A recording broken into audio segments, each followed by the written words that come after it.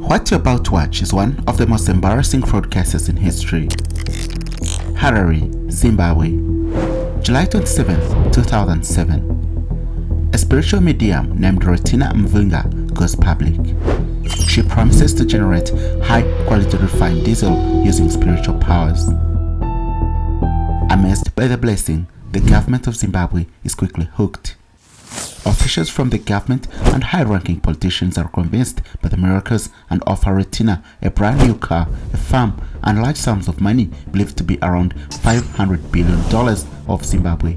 At the time, it's an equivalent of $30,000. The more I think about this cheap lie, the darker it gets. How could an ordinary grade 3 dropout fool a team of elite ministers? This is the true story of Zimbabwe's fake oil. How a spiritualist fooled a nation that she could produce oil from rocks.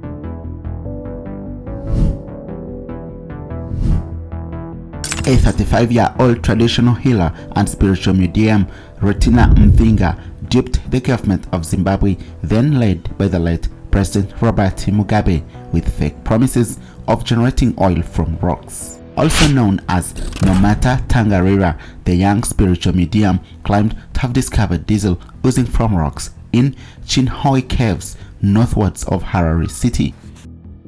Chinhoyi is a town located in Makonde district, Mashonaland, West Province.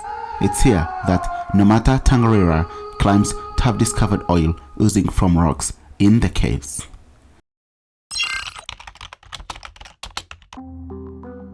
You may think of this as too cheap a lie to pass the scrutiny of highly educated experts and government officials. You are wrong. Chinhoyi became a center of economic success overnight. Ministers and high-ranking government officials flocked the place to witness the miracle oil firsthand. Zimbabwe was at the height of fuel crisis in 2007. Due to hyperinflation, foreign currency shortages, and mismanagement of the National Oil Company of Zimbabwe, NOXIM, the oil reserves in the country were running out fast.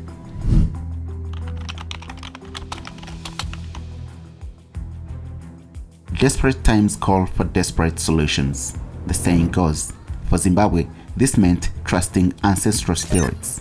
The government of Zimbabwe were convinced ancestral spirits had shown mercy to the country.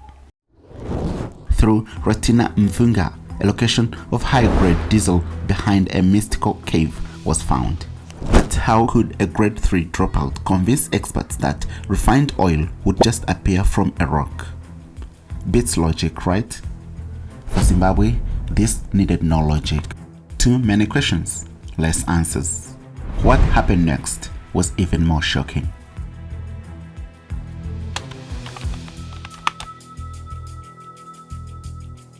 As part of the rituals, government officials had to remove shoes and walk barefooted to pay witness to the phenomenon. And bingo! True, oil was oozing from behind the rocks through a hosepipe held by Rotina in her hands. Refined oil ready to use. Mavunga even promised to deliver gasoline, kerosene, and jet fuel. The question remained, how possible? The presence of the oil at the caves defied logic. But Zimbabwe is not new to these kind of mysteries. Maxwell Chikumbutso later on would convince the president of Zimbabwe to commission a car he claimed used no fuel, no electricity, needed no charging, and would run on infinite energy. The president launched the car that would later turn out to be a scam. The video on this car is available on this channel. Follow the link to get the full story. And just like that, the oil crisis in Zimbabwe would be all but over.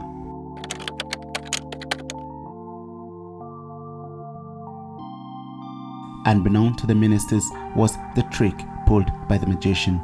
She was pumping the diesel from the drums hidden behind the rocks.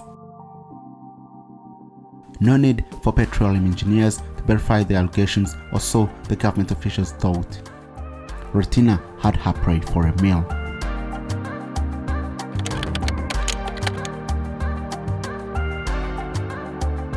The country desperately needed oil in huge quantities, and there was no time to wait. A huge challenge to Mavunga, but she was equal to the task. As the demands for production increased, so did her demands for spiritual fulfillments. She was given a farm, $5 billion, an equivalent of $30,000, heads of cattle, and 3 buffaloes, and a car. As one demand was met, another would pop up, creating an endless loop of insatiable demands for the snake oil diesel. Whenever it was time to deliver, Mavunga would make a fresh demand. This caused concerns all over the country, especially among the public, as the people questioned her authenticity and alleged capacity to produce diesel from rocks. And then Mavunga went further, too far maybe. She demanded that the president of Zimbabwe, Robert Mugabe, walk barefooted to the caves for the diesel to ooze out in large quantities. Uncle Bob snapped. He pulled the plug.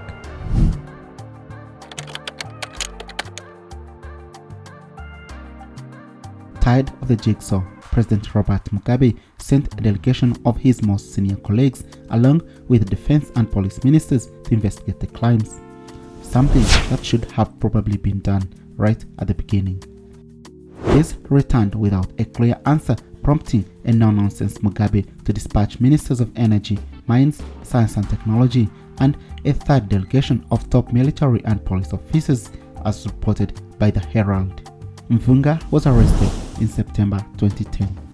The arrest is believed to have been made on orders of President Robert Mugabe.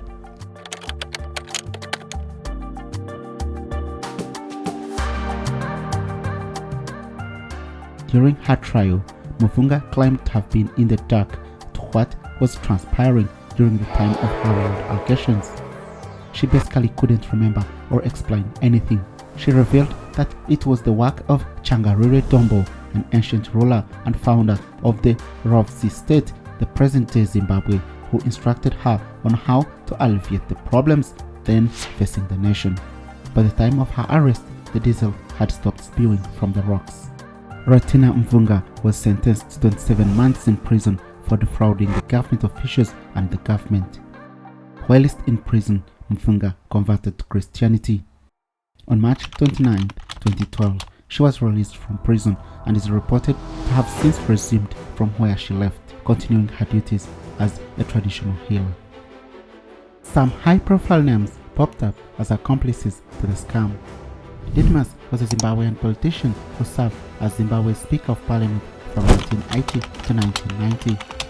Didmus had ambitions to become the country's next president.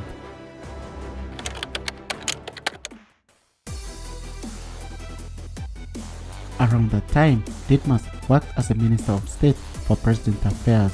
He also served as the ruling ZANU-PF Secretary for Administration. Mavunga revealed that Didmus Mutasa offered her a farm so she could help him fulfill his ambitions. She claimed to have refused to assist him with his ambitions, thus the withdrawal of his offer. Having the trust of the country's Speaker of Parliament is a sign of Mavunga's connection and working relations with the top government officials and politicians. It highlights how witchcraft and spiritual beliefs were part of the government's powers and corridors and why they took precedence to logic and technical verification.